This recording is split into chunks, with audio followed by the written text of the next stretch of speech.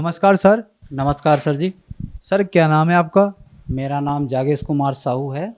जागेश कुमार जी, आप कहाँ से हैं? मैं ग्राम कोसागोंदी, जिला बालोद, छत्तीसगढ़ का निवासी हूँ। जागेश्वर जी, संत रामपाल जी महाराज से नाम दीक्षा आपने कब ली? संत रामपाल जी महाराज से, तत्वदर्शी संत रामपाल जी महाराज से नाम उपदेश मैंने 14/10/2014 को दिया भगत जी।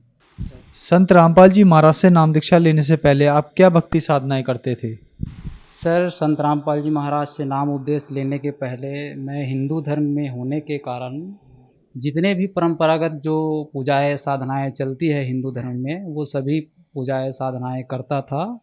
और साथ ही साथ मेरे जो मम्मी पापा हैं वो राधा स्वामी पंथ से उपदेश उपदेश लिए थे, तो बचपन से ही मैं उसके सत्संगों में जाता था, उसके सत्संग सुनता था, ये सब किया करता था।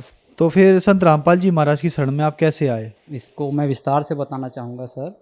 जैसे कि मैं राधा स्वामी पंथ के सत्संगों में आता जाता था अपनी मम्मी पापा के माध्यम से, नाम उपदेश तो नहीं लिया था वहाँ से, लेकिन मेरे मन में परमात्मा पाने की चाह थी, एक कसक थी कि वो परमात्मा है कौन, उसको हम कैसे पा सकते हैं, वो रहता कहाँ है ना भाई।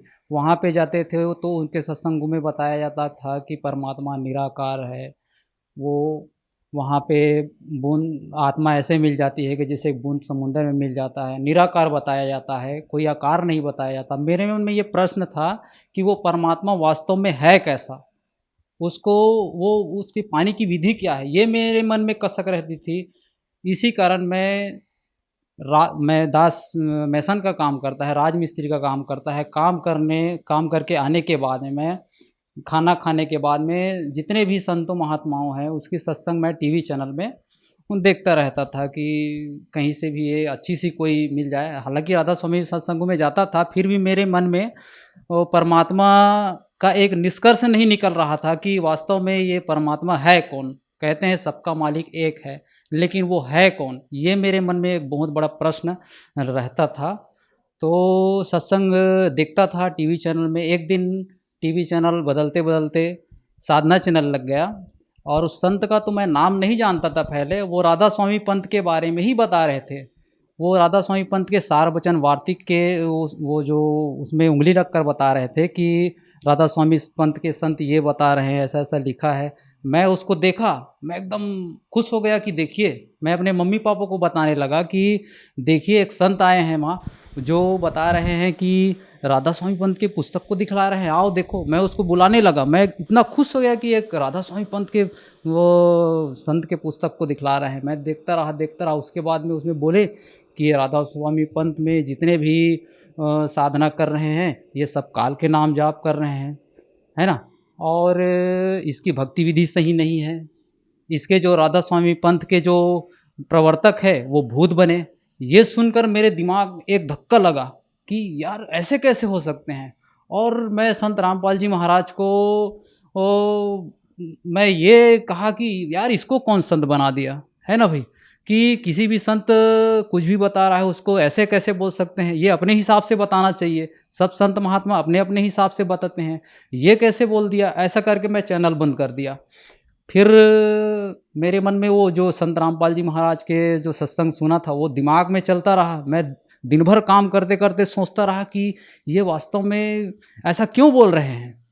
मैं दूसरे दिन फिर चैनल ऑन किया, उसी समय फिर देखा, तो उस दिन पर संत रामपाल जी महाराज देवी भागवत को दिखला रहे थे।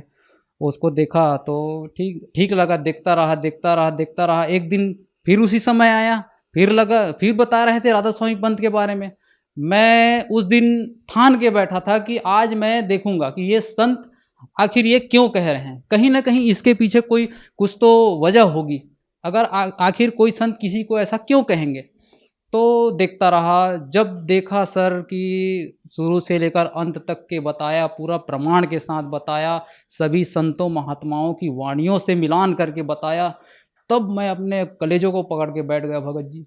और मेरे आँख से आंसू नहीं थमा। हे मालिक, आप यहाँ बैठे हैं, आप यहाँ बैठे हैं परमात्मा। मैं आपको कहाँ कहाँ नहीं खोज रहा था मालिक, आप तो यहाँ बैठे हैं परमात्मा। मैं अपने आप को रोक नहीं पाया। मैं कुर्सी पे बैठे बैठे संत रामपाल जी महाराज का सत्संग सुनते रहा। और उसमें मेरे को पूर्ण रूप से प्रमाण के साथ गुरुजी ने सत्संग में विस्तार से बताया और मैं अपने आप को रोक नहीं पाया और मैं 14/10/2014 को संत रामपाल जी महाराज की शरण में जाकर नाम उपदेश लिया सर। सर जैसे कि संत रामपाल जी महाराज से जो भी श्रद्धालु नाम दीक्षा लेते हैं तो उनको लाभ तो ज़रूर होते हैं, तो क्या आपको भी कुछ ऐसा लाभ हुई? हाँ सर, संत रामपाल जी महाराज से पहले हम नाम उपदेश नहीं लिए थे तो भक्ति कर रहे थे, उससे हमको लाभ और हानि का तो पता ही नहीं था। लाभ और हानि का पता जब चला जब हम संत रामपाल जी महाराज से नाम उपदेश लिए। संत रामपाल जी महाराज से नाम उपदेश लेने के बाद अनेकों लाभ हुए हैं भगत जी। उसमें से मैं आपको थोड़ा लाभ बताना चाहूँगा, क्योंकि ज़्यादा बताऊँगा तो आपके पास समय नहीं है, तो थोड़ा लाभ बताना चाहूँगा। जैसे कि ये दास मेसन का काम करता है। थोड़ी दिन हुए थे मेरे को संत रामपाल जी महाराज से प्रथम नाम उपदेश लेकर आए हुए। मैं रात को लगभग 7 साढ़े 7 बजे काम से वापस आ रहा था सर जी, और शाम का समय था, रात्रि थी, है ना। उधर से ट्रैक्टर आ रहा था, देर से मैं साइकिल से वापस घर आ रहा था। ट्रैक्टर में एक लाइट जल रही थी, उसकी जो हेडलाइट है, एक लाइट बंद थी, एक लाइट जल रही थी। और इधर से मैं जा रहा था, मैं समझा कि वो मोटरसाइकिल आ रहा होगा। मेरे दोस्त और मैं दो जने थे और मैं आराम से सतनाम का जाप संध्या आरती तो कर चुका था, सतनाम का जाप करते करते आ रहा था। जैसे ही नज़दीक ढलान थी भगत जी सर जी, वो जैसे ही मैं नज़दीक आया मैं देखा अरे ट्रैक्टर, अब भाई मैं तो मरूंगा भाई, मेरा तो हो गया आज, मेरी आंखें बंद हो गई है। मालिक आप जानो, अब जो करना है आप जानो परमात्मा। उसके बाद मेरी आंखें बंद हो गई, पता नहीं चला सर कि मैं कैसे रोड के बगल में था, गाड़ी पार हो गई। जब मेरी आंखें खुली तो यार मैं कहाँ हूँ, मेरे मन में ऐसा धक्का लगा कि हे मालिक आप आज आपकी शरण में अगर मैं नहीं होता तो उस दिन मेरी जान निश्चित ही जानी थी सर। ये परमात्मा ने मुझे जीवन दान दिया। उसके बाद में मैं इतना काम करता था, राजमिस्त्री का काम करता था, हम सभी लोग काम करते थे। बहुत ज़्यादा काम करने के बाद भी हमारे पास में बचता नहीं था, हमेशा कर्ज में डूबे हुए थे। उसके बाद में खाने के लिए, ठीक से अपना जीवन यापन करने के लिए 2 रोटी का साधन भी नहीं था, मजदूरी करते थे। उसके बाद में परमात्मा ने धीरे धीरे हमारी आर्थिक स्थिति, संत रामपाल जी महाराज की सद्भक्ति लेने के बाद हमारी आर्थिक स्थिति में थोड़ा सुधार हुआ, 2 पैसे बचने लगे। और दास का छोटा बच्चा था, उसको बहुत शारीरिक रूप से परेशानी थी, वो हमेशा तबीयत ख़राब, एक का तबीयत ख़राब होता था उसको हॉस्पिटल ले जाते थे, उसका ठीक होता था उसको हॉस्पिटल ले जाते थे। जितने भी हम मजदूरी करते थे, जितने भी कमाई आता था केवल हॉस्पिटल में ही जाता था, एक पैसा बचता नहीं था। और उसके बाद में संत रामपाल जी महाराज से नाम उपदेश लेने के बाद में वो धीरे धीरे वो परेशानी थी वो दूर हो गई और ये हमको आर्थिक लाभ हुआ। और मेरी भगतमती जो है, मेरी भगतमती का मैं बताना चाहूँगा, उसको भी परमात्मा ने जीवन दान दिया है। और बर्तन मांजने के लिए अचानक बैठी तो अचानक पेट में उसका दर्द हुआ। पहले से ऐसे कोई दिक्कत नहीं था, अचानक काल का दाव लगा, पेट में दर्द हुआ। उसके बाद में उसके पेट की जो बच्चेदानी का जो नस है वो फट गया सर। फटने के बाद ब्लड जमा हो गया, वो दर्द के मारे कर्राने लगी। क्या करूं क्या करूं, रात के 9:30 बज चुके थे, 10 बज चुके थे। मैं डॉक्टर के पास, अपने गांव में जो डॉक्टर है उसके पास ले गया, वो दर्द की दवाई दी, उसको खिला दिया। वो रात भर दर्द के मारे कर्राने लगी, कर्राते कर्राते बेहोश हो गई।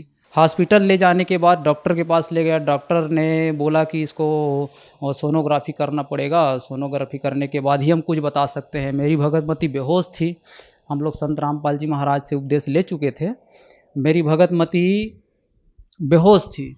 उसके बाद डॉक्टर बोले कि इसके जो पेट की जो नस है, बच्चेदाने का जो नस है वो फट चुका है और उसमें से ब्लड निकल के आप इसके पेट में जमा हो रहा है। अगर इसको ऑपरेशन अभी नहीं तो इसकी जान जा सकती है। उसकी जान को बचाने के लिए हमको उसका ऑपरेशन तत्काल करना पड़ेगा। तो मैं बोला ठीक है सर, अब ऑपरेशन करना पड़ेगा तो आप ऑपरेशन कीजिए। अब मैं क्या करूं, मेरा दिमाग काम नहीं कर रहा था, अचानक ऐसा हुआ। तो मन ही मन परमात्मा की याद आई, परमात्मा तत्वदर्शी संत रामपाल जी महाराज की याद आई। तो मैं तत्वदर्शी संत रामपाल जी महाराज के जो कॉन्टैक्ट नंबर दिए होते हैं उसमें फ़ोन किया और प्रार्थना लाया कि हे मालिक ऐसा ऐसा बात है, मेरी भगतमती का जो है ये ऑपरेशन बोल रहे हैं, क्या करूं मालिक। तो मालिक का आदेश आया कि ठीक है बेटा, परमात्मा दया करेंगे। तो उसके बाद में मैं आया, डॉक्टर मुझे बुलाए, जहाँ पे ऑपरेशन थिएटर था वहाँ अंदर लेकर गए, वहाँ ऑपरेशन चल रहा था। उसी समय बोले डॉक्टर दिखाए, उस जितने भी सिचुएशन थी उसको दिखलाए, इतना ब्लड निकल चुका है, इतना ब्लड निकल रहा है, साफ़ नहीं हो रहा है और हम आपको कुछ नहीं बता सकते। और अगर ये मैं आपको बता रहा हूँ कि 72 घंटे के अंदर अंदर अगर इसको होश आ गया तब आप मानिए कि ये जीवित रहेगी, नहीं तो हम कुछ नहीं कह सकते, आप इंतज़ार कीजिए, ऐसा करके बोले और एक कागज़ पे साइन किए। ये धमतरी के नर्सिंग होम की बात है, मैं आपको बता रहा हूँ। और उसके बाद में मैं बोला डॉक्टर को, ठीक है डॉक्टर साहब, आप अपना काम कीजिए, बाकी मालिक जो है देख रहे हैं और जो भी करेंगे आप अपना काम कीजिए। उसके बाद में मैं वहाँ से निकल गया सर। उसके बाद में डॉक्टर अब आईसीयू में रखे थे, हमको मिलने नहीं दिया जा रहा था, हम बाहर में बैठे थे। तो 72 घंटे तक इंतज़ार करने के लिए अब मैं तो, मेरे को तो ये नहीं था कि वो बचेगी, ऐसा नहीं था। उस दिन तो उसकी मृत्यु होनी थी। संत रामपाल जी महाराज के बाद प्रार्थना लगाए, संत रामपाल जी महाराज का आदेश आया कि ठीक है बेटा, परमात्मा दया करेंगे, और इंतज़ार किए। उसके बाद जो डॉक्टर हमको 72 घंटे का समय दिया था, मालिक की, संत रामपाल जी महाराज की दया से वो केवल 8 घंटे में ही उसको होश आ गया और आज वो पूर्ण रूप से स्वस्थ है, जीवित है। इस तरह से परमात्मा मालिक तत्वदर्शी संत रामपाल जी महाराज की दया से उसको भी जीवन दान मिला, मुझे भी जीवन दान मिला। दास के पास 2 रोटी का साधन नहीं था, मालिक ने वो भी दया किया। तो इस तरह से हमको सारे लाभ मिले। एक आध्यात्मिक लाभ भी हुआ है, मैं उसको भी आपको थोड़ा सा बताना चाहूँगा। मैं एक दिन सतलोक लेकर गए संत रामपाल जी महाराज मुझे। संत रामपाल जी महाराज मेरे आगे आगे चल रहे थे, मैं पीछे में चल रहा था। सतलोक के वो सामने मैं गया, मैं अकेला था वहाँ पे, संत रामपाल जी महाराज वहाँ पे नहीं थे। मैं इधर उधर देख रहा था कि मैं ये कहाँ आ गया। बहुत बड़ा गेट था और मैं इधर उधर देख रहा था, गेट अचानक खुला। गेट खुला तो उसमें थे एक दूधिया प्रकाश, उस प्रकाश का तो मैं वर्णन नहीं कर सकता। मैं देखा, मेरे को लगा कि मैं ये कहाँ आ गया। उसके बाद में उधर से हंस आत्माएँ आई, बहुत बड़े बड़े उसके शरीर थे, लंबे लंबे हाथ थे, सफ़ेद वस्त्र धारण किए थे। बहुत दूर से देखा, मैं गेट के सामने खड़ा था, वो लोग खुशी मनाते आ रहे थे। आए और मुझे सीने से लगा लिए, सीने से लगाए और सीधे ले गए। उसके बाद मैं परमात्मा के इधर उधर और ज़्यादा कुछ तो नहीं देखा, सीधा परमात्मा जहाँ पे उसके सिंहासन है वहाँ पे गया और दंडवत प्रणाम किया। बगल में तत्वदर्शी संत रामपाल जी महाराज थे, सिंहासन में पूर्ण परमात्मा कबीर साहिब जी विराजमान थे। और उसके बाद में दंडवत प्रणाम किया। उसके बाद सिर ऊपर करके देखा तो तत्वदर्शी संत रामपाल जी महाराज सिंहासन पर विराजमान थे। मैं वहाँ से उठा, चंवर किया, चंवर करने के बाद में फिर दंडवत प्रणाम किया और संत रामपाल जी महाराज का, मालिक का इतना ज़ोर से जय घोष किया। मैं अपने जीवन में उतना ज़ोर से जय घोष नहीं किया था। मैं नींद से मेरी आवाज़ बाहर निकल गई। भगतमती मेरी बगल में सोई थी, वो बोले कि क्या कर रहे हो भगत जी। मैं उसको बता नहीं पाया, मेरा शरीर जो है एकदम सुन्न हो गया था, मैं बता नहीं पाया उसको। सवेरे उसको बताया कि मैं ऐसा ऐसा बात है, मैं सतलोक गया था, मालिक के दर्शन हुए, मैं अब यही है, आध्यात्मिक लाभ भी हुआ है। सर, संत रामपाल जी महाराज से नाम दीक्षा कैसे ली जा सकती है?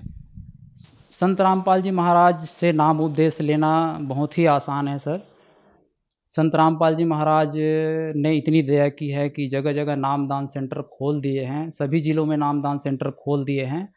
और टीवी में सत्संग आता है, सत्संग चलता है, उसके नीचे में पीली पट्टी चलती है, उसमें कॉन्टेक्ट नंबर दिए होते हैं। उस कॉन्टेक्ट नंबर में आप कॉन्टेक्ट करके आप अपने नज़दीकी नामदान सेंटर का पता कर सकते हैं और संत रामपाल जी महाराज से नाम उपदेश लेकर अपने भक्ति कर सकते हैं। धन्यवाद सर। अच्छा साहब।